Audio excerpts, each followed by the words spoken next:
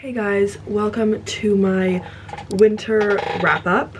I felt like doing seasonal wrap-ups this year, and honestly last year, just because I don't read an insane amount of books a year to be able to really do a full sit-down video each month, because I am in uni, and so that definitely takes up a lot of my time, and so I only get like about 5 books-ish currently a month, and last year it was honestly a lot less. I decided to do seasonal wrap-ups because also I thought they'd be a little bit more fun, check in a bit less often, because like you can see what I read in my reading vlogs. I read 16 books from December to the end of February, and let's get into them. Let me actually pull up my Fable because I can't remember what I rated some of them, which is but whatever. Starting with Part of Your World by Abby Jimenez, I gave this a 3.5. Abby Jimenez books are all just really sweet. They're a romance book, but heavily focusing on mental health and a lot of difficulties in the two main characters' personal lives. And I don't know, I just really appreciate the gentle way that she like deals with her characters. You can really feel that she loves her characters and writing them. She just gives them a lot of grace in everything that they do wrong, or just not to the most,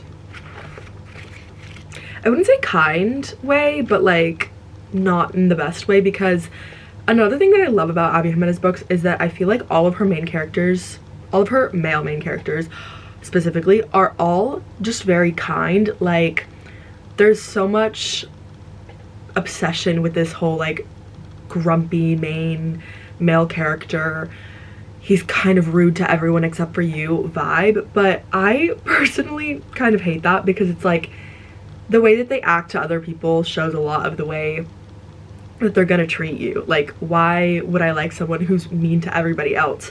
And I just feel like all of her guy main characters are so sweet and kind and just upfront with the fact that they have feelings for the female lead, and I just love that. Basically, Part of Your World is about Alexis and Daniel. I like low-key can't remember, I'm like merging the backstory behind Alexis and her best friend, who's the other Abby Jimenez books that I read later in the winter. I'm like actually at a loss for words right now. Like I fully can't remember. Oh my gosh. Oh, this is bad. This is why I need to like write down my thoughts on a book after I read it. Basically, we have Alexis, who's part of a surgical dynasty, and then Daniel, who is from a small town. He's a carpenter. He's the like mayor of the small town. He basically just helps out. It's a very like community forward small town, and you know, she's used to this like big city life, and they start a little bit of a fling, but Daniel really likes her and wants to genuinely be with her, but he's quite a bit younger than her as well, and all of the people in her life are quite like pretentious, and she knows that they would look down on her for being with him and be quite embarrassed of him, and so she tries to keep this relationship as like fling-like and short as she can, but she does really like him, and so like tensions arise and everything. I thought it was cute. I thought it was fun. I didn't feel that attached to them, which is why it's a 3.5, but like it was a fun, easy, breezy read, and Abby Jimenez books are always like great fun. Then I read a whole bunch of books on my Kobo, so I don't have them physically. Starting with The Man Who Died Twice by Richard Osman. This is the second book in the Thursday Murder Club series. Let me remember what this one's about, because they're all just these cozy little mysteries that center around these 4 elderly people that live in like a retirement village, and they have this like little club where they meet up every Thursday and like talk about past murders and occasionally ongoing murders that happen in their vicinity and like happen to stumble upon them. Aha, This one, I actually really enjoyed this one. This one centers around one of the four main characters' friends from a past life and how he needs some help. He's like on the run and he has like a big stash of diamonds somewhere, and basically they're trying to solve the mystery because they find his body somewhere. And so they're trying to like figure out the mystery alongside like the police and everything. I thought this one was fun.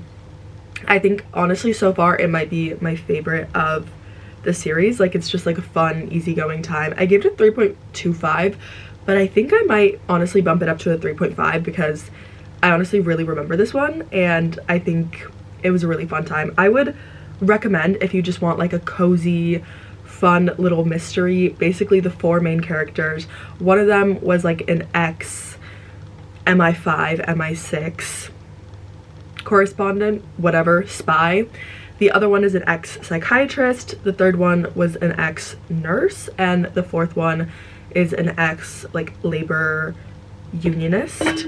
They're such a fun and quirky little group of people, and I think it's so funny, their interactions. And I like how the longer that we go through the series, the more you see the relationships with each other and some other side characters that kind of get brought in more. Then along with the rest of the world, I read Heated Rivalry and The Long Game because I watched Heated Rivalry and I was obsessed. I truly love that show so much, but we're not here to talk about the show. I gave Heated Rivalry a 3.5 and then The Long Game 4 stars. I did enjoy these books, but I have to say, I think the show is a lot better. It goes, I feel like, a lot more in depth. It expands on certain parts that I feel like really kind of need that for the emotional connection. But I will say I did still enjoy the books. I don't know how much I would have enjoyed them if I hadn't watched the show, to be honest. I don't know if I would have had that much of a connection because I feel like the writing style for me was a little bit lacking, but it's just a fun, easygoing time. That's such a lie. Why did I say that? It is really not, actually. It is on the surface a fun, easygoing time. It's basically a hockey romance about Ilya and Shane, who are both men in the NHL, and you know, NHL is very like closed off about gay people, about any people that are really different, whether that's POC, whether that's your sexuality, your political views, honestly, like so much. And so, you know, they have to hide their relationship. It's basically spans an, I believe, 11-year situationship that they have, and it's honestly really beautiful and touching and like heartbreaking at times, and I just love the characters. I think Ilya and Shane are truly my babies. I love them so much. But yeah, I wasn't that much a fan of the books. I will be reading the new one when it comes out in, I think originally it was September. I don't know if they pulled it forwards to June. I might have dreamt that. Couldn't tell you. Then we have The Bullet That Missed, which is the third book in the Thursday Murder Club series.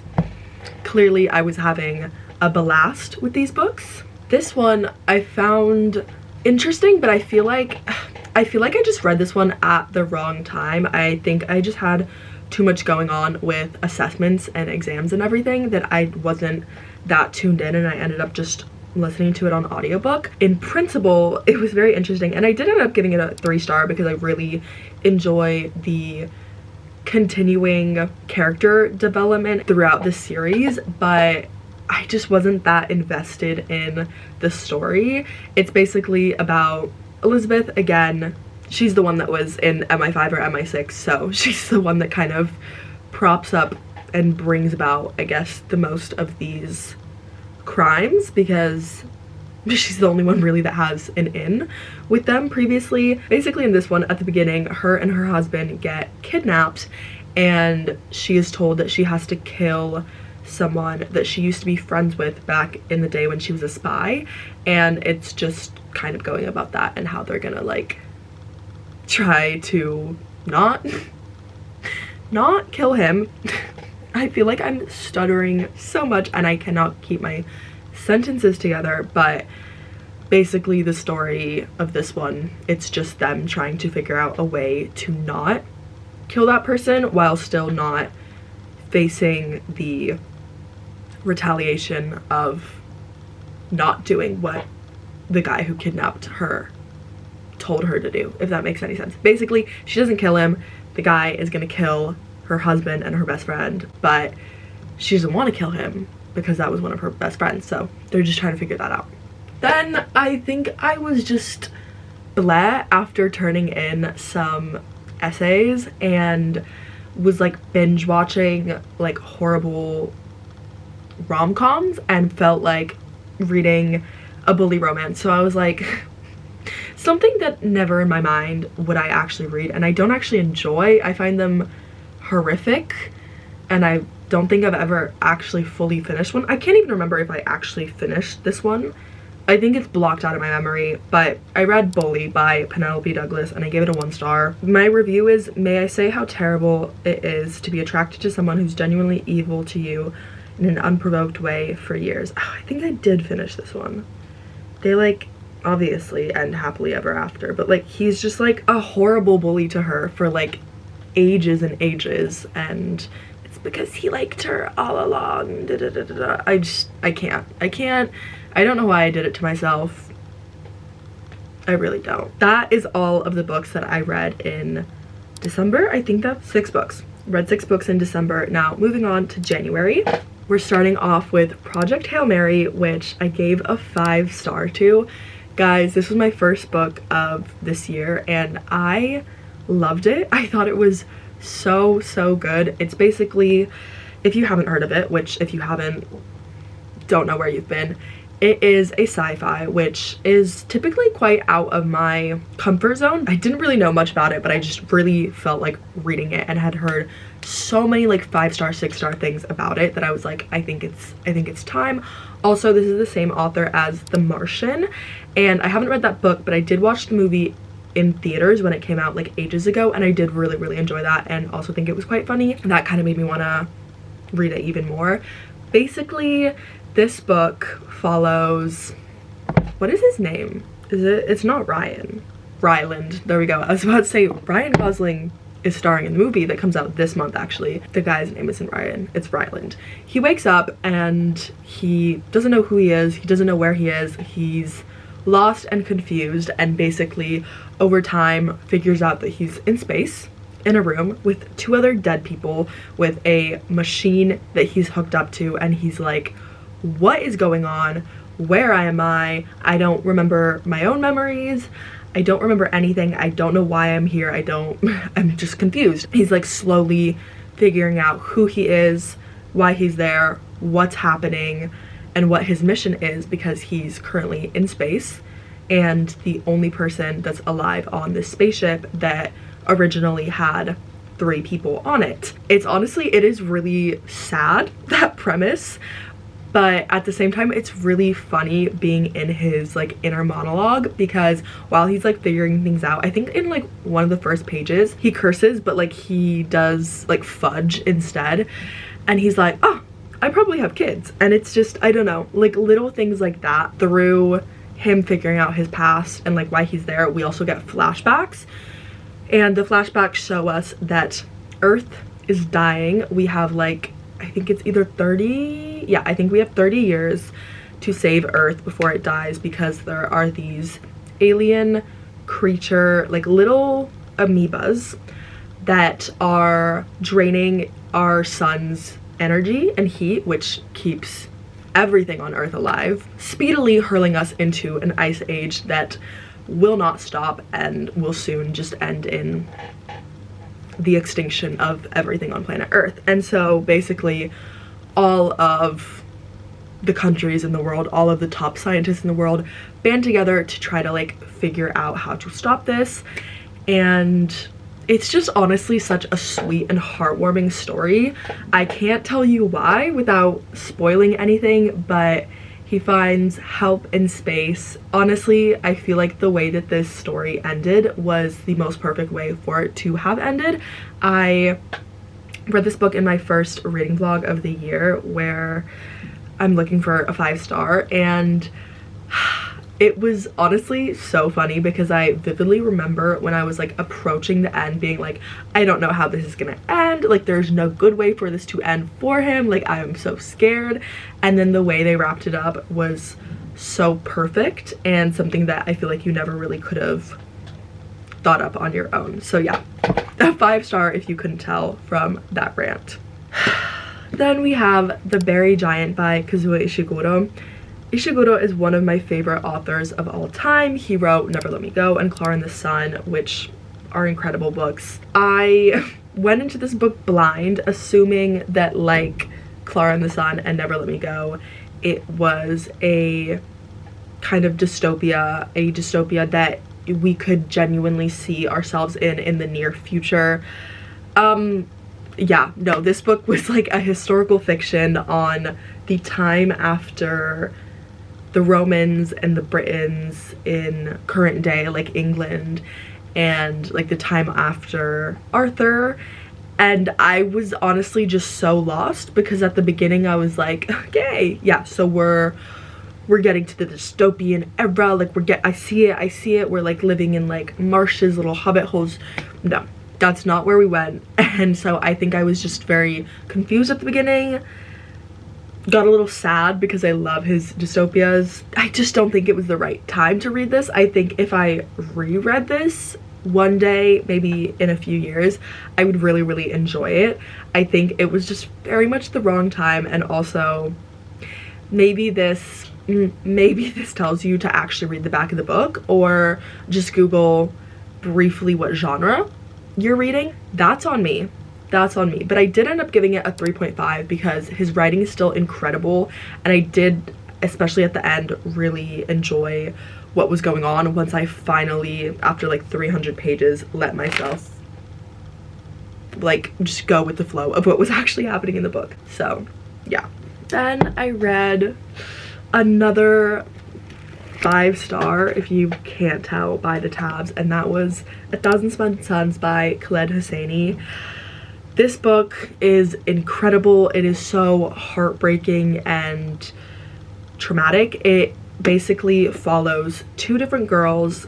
It is split up into, I believe, 3 parts. The first part follows Miriam, the second part follows Layla, and then the third part follows them together. I could be lying and there's just 2 parts and then it just joins them at the end of Layla's, but I think it's 3 parts, at least in my head it is. It spans, I think, like 40 years in Afghanistan from the time of Soviet communist rule to the time of the Taliban. So we have that whole time span and just how women are treated, how women are mistreated, and just all of the horrors that occur. I want to like look at one of the tabs. I feel like it's really a book that you should go in just knowing that it is about women's lives in Afghanistan, and that's about it. But it is so incredibly written, incredibly moving. I cried so many times reading this book. You constantly just feel like you are so defeated reading this and you don't know how it's gonna get worse and worse, but you know it is because there's still like 100 pages and there's no way it's just gonna end in this la la happy way, because we know that it's still not like that. And especially with recent events going on in the Middle East, that is very much not due to their own faults. It's just like, you know that there's no way that this is just gonna end up wrapped in a beautiful little bow. And I think reading this and just feeling like you're constantly being hit down and hit while you're down, it just makes you think how much worse the lives of actual women in Afghanistan and other places in the world where women aren't given equal rights, which, I mean, they're not even given equal rights in the US and the UK, in the Western world. So like just thinking about the trauma that these women go through is like horrific, but it also gives you a little bit of hope and hopefully gives you the strength to try to fight this and take this and understand this, and I really want to read his other books. I feel like a lot of people read The Kite Runner as like required reading, at least in the States. I never had to. I know my older sibling did, but he has some other books as well that all sounded really interesting from the blurbs in the book, and so I really want to read those. 5 stars if I didn't say, or if you couldn't tell. Then I started a little Valentine's reading vlog for February, and I read, so that would be the last book that I read in January. Yeah, now we're into February, where I read Wild Love. I gave this a 3.5 stars. I feel like Elsie Silver books are just an easy, fast-paced time. I think I binged this in one day. I think I've read every single one of her books that I've read just in one day. They're so bingeable and easy. They're basically just cowboy romances. A fun la time when you just need an easygoing book.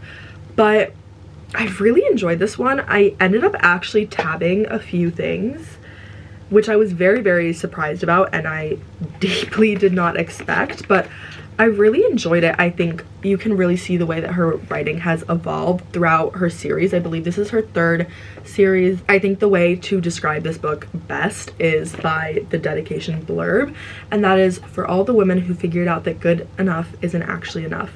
And for those of you who are still looking for more, it's out there. You'll find it, and if not, don't worry. There's always Ford Grant.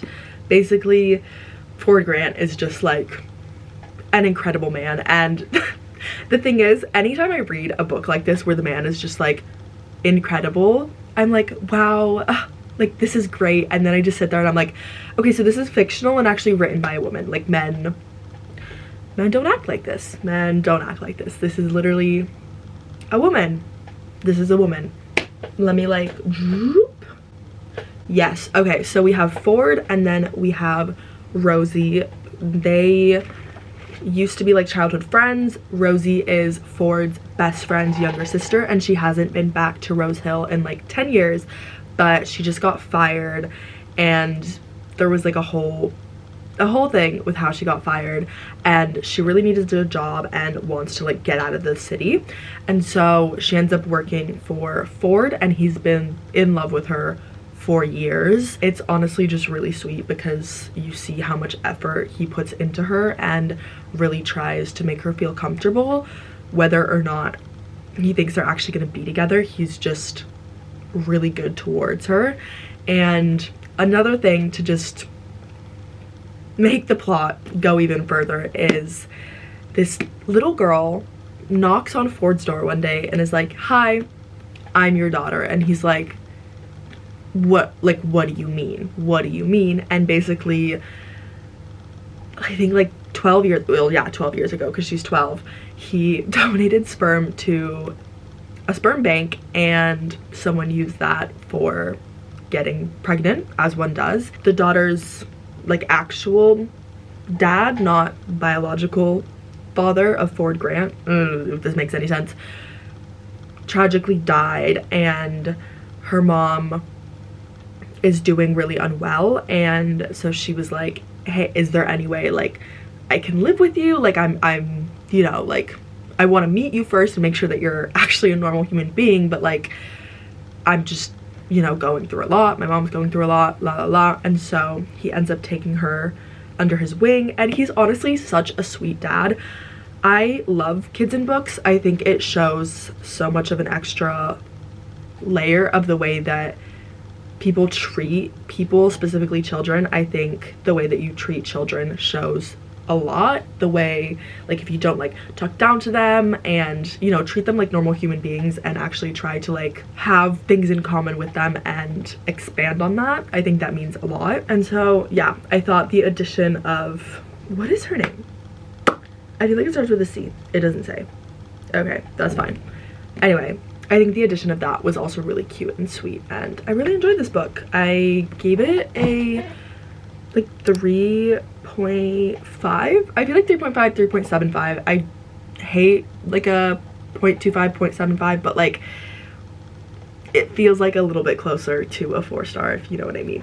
Then to continue my little Valentine's Day reading vlog, I read Game Changer by Rachel Reed, which is the first book in the hockey romance series that has heated rivalry in it.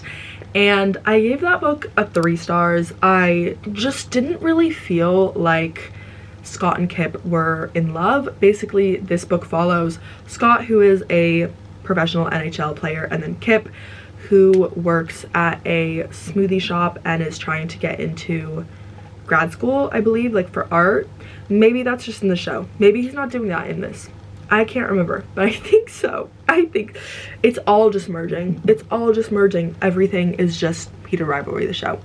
Anyway, I really liked them in the show. I thought they were very cute and sweet. So I was like, let me read the book for this little reading vlog so that I have both straight love and gay love represented for Valentine's Day. And I just didn't feel like they loved each other. I felt like they really liked each other. They were really into each other. They were really there for each other, but I just didn't feel like it was love. But I feel like what kind of kept it at that 3-star was seeing Scott Hunter. This is, I mean, it might be a spoiler for the next like 30 seconds, but if you've seen the show, it's not. Basically, he comes out and it's very sweet to see and think about the way that helped so many young children, whether they play hockey, whether they play other sports that are also similarly not open. It was just very like sweet and heartwarming in that regard. So I really enjoyed that, but I think the book as a whole was like meh to me, but also at the same time is the first book in the series. So like, I don't know how long ago this was written as well. Like I'm sure Rachel Reed's writing has progressed. And then we have This Is How You Lose the Time War by Amal El Matar and Max Gladstone, which I gave a 4 stars to. This is also a sci-fi. It's a sci-fi romance. It basically is written, I was gonna say completely in letters. That's a lie. We follow these 2 spies, I would call them, from different sides of the Time War. We have red and we have blue. Thank you, thank you, thank you. Did not mean to do that. It's really difficult to describe because there's so many continuous like time jumps and it's not at all really plot focused. Each chapter has like a little bit to show where, when in time the character whose perspective we're in is currently, and like maybe what's going on ish in the Time War. And then we get a letter that they write to the other person. Basically it flip-flops. We mainly just receive the story through their correspondences to each other, and it's really not like a plot heavy book. I would say it's a romance set in a sci-fi. Like the sci-fi is very important to them and the reason why they can and can't be together and the reason why they have to like correspond like this, but it's not a plot based book. But I really don't know how to explain this book other than the writing is just incredible. And when I read this, I was like, this is love. Like this is what love is in its truest form. You have never met, you don't know if you can actually be together, but every little thing you do and see reminds you of the other person, and every little, I don't know, I don't even know how to explain it. It's just so beautiful and captivating, and it's so interesting to see the way that they like fell in love with each other through time and everything. I don't know, okay? This book is so difficult to explain, but I would deeply recommend it. Then we have another Abby Jimenez, which I also read in a day, and that is Yours Truly. I really like this one. I gave it a 4 stars. This one is about 2 ER doctors. I was about to say OR doctors. That's not a thing. 2 ER doctors, and it's, I feel like, a very complicated story of how they like end up together and end up in love, but it's so beautiful. This one also is very much tied in letters, which I didn't even know going into it, and I think is really cute that I went from like one letter story to another letter story. And yeah, basically we follow Brianna and Jacob. Jacob has just switched into Brianna's hospital, and he has really bad social anxiety, and so they have like a not the best first interaction because she thinks that she's trying to steal his like her she thinks that he's trying to steal her position to like be the head ER chief, I think, but he's not. And so he writes her a letter and is like, I'm so sorry, I have really bad social anxiety, like I would like to try to start over just as like colleagues. I really did not mean anything in our interaction. I don't know, I just want you to know that like the way that I speak or not speak is it's about me, it's not about you, it's not about any indication it doesn't give indication to whether I like you or don't like you. I just don't know how to express myself socially. And it was so cute. Basically, they go into a fake dating. Can't fully remember why, but they end up fake dating, and it's just really sweet the way that they're so like kind to each other, and she's so understanding of his anxiety. And basically she meets him also crazily enough and horribly, and adds to the whole miscommunication of their first meeting on the 1-year anniversary of when she found out her ex-husband was cheating on her. And I think on this 1-year anniversary, like they're officially signing over the paperwork of their divorce, I believe. And yeah, it's just like a whole maelstrom of emotions. She's very emotionally unavailable because she just got cheated on, and there's a whole bunch of other things, and she can't trust.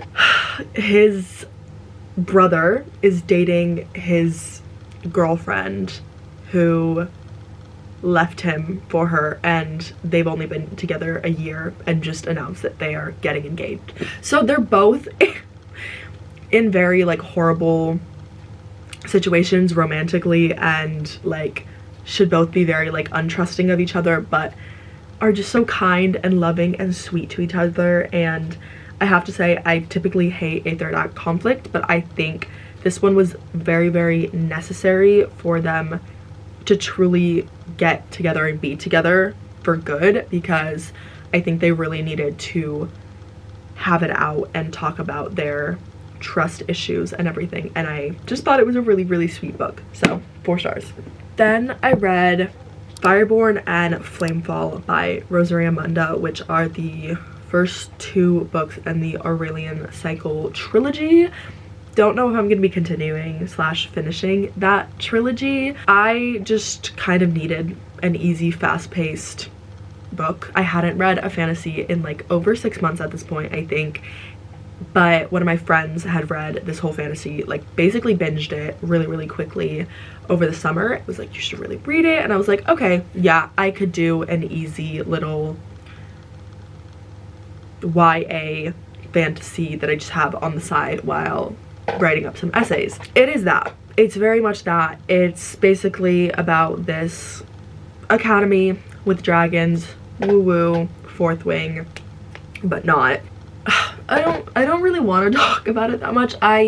Here's the thing. What I really enjoyed about this book was the writing style in the first one. I really liked the character connections, relationships in the first one, specifically like the first half. I loved how ambiguous everything was at the beginning and how little we actually knew and how much was like secretive. I really liked how like morally gray the characters were, because, and as a little explanation as possible, because I don't know, don't feel like talking about it that much, which is so funny because this is actually my choice to put on the internet, and this is literally a reading wrap up where I'm supposed to talk about the book and give my review. But hey, we follow Annie and Lee, who were both orphans, and basically this occurs post-revolution, which I found really interesting because I feel like most fantasy books are the come up / during the revolution. Their society is currently a meritocracy instead of a monarchy, and so these 2 orphans, Annie and Lee, because it's a meritocracy, tested into being dragon riders, which is a very, very small portion of the population. I think there's like 32 dragon riders in total, and they at the beginning have a competition and end up being like the top 2 dragon riders. And basically we find out that, I think we literally found out in like the first chapter, that Lee is actually the son of the dragon lords who were overthrown in the revolution that happened like 10 years ago, but no one knows that he is because he somehow escaped, and we find that out over time.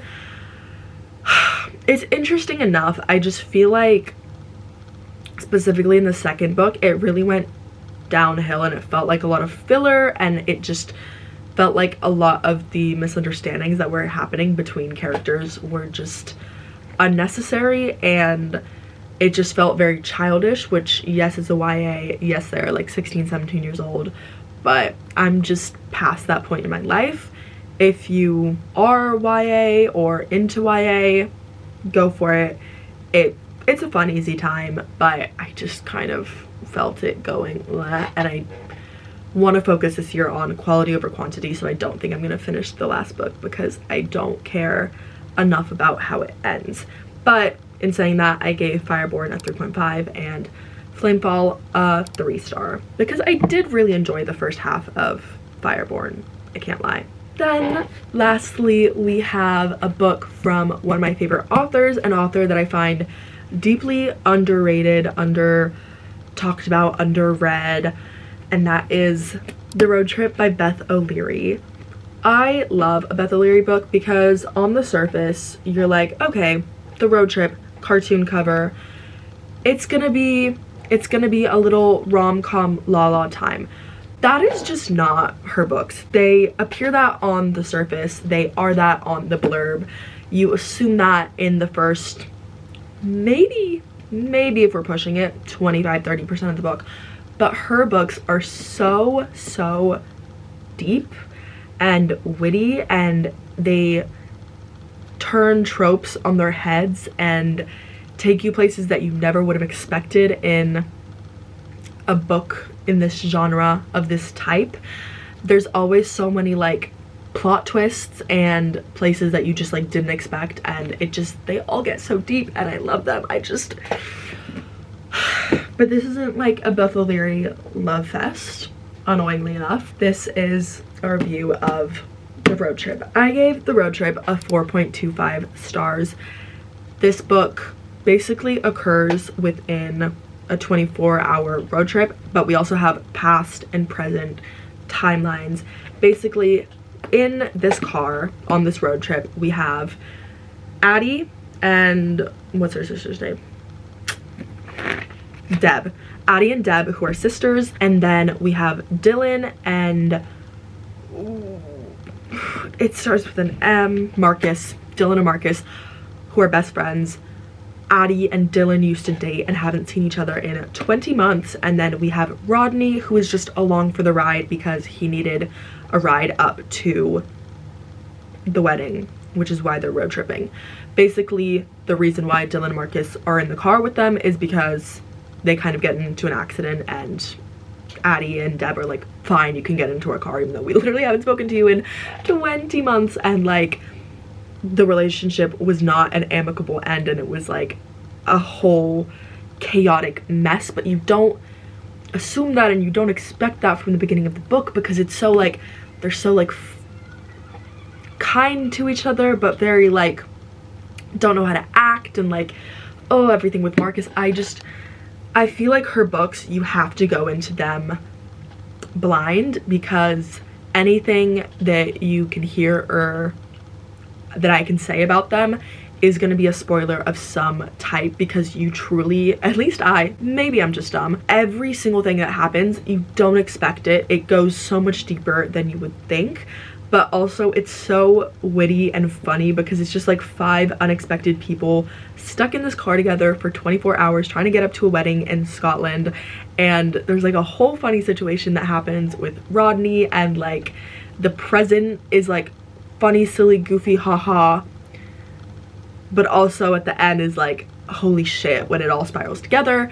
And but the past chapters are like so intense, but you don't expect that at the beginning because they meet in this beautiful villa in like the south of France. And I feel so bad that I can't really say much about it, but like you really need to go into these books blind. And I love Beth O'Leary. I really love her books. So yeah, 4.25. These are all the 16 books that I read over winter. So we have 6 in December, 4 in January, and 6 in February. It was honestly a pretty good reading time. I would say December was a little bit, no, it was fine. I would say all in all, had a pretty good reading season. It was very fun times. Read some favorite books, read some favorite authors, got some 5 stars, and yeah, had a really good time. And I will see you guys next week for a new video. Thanks for watching.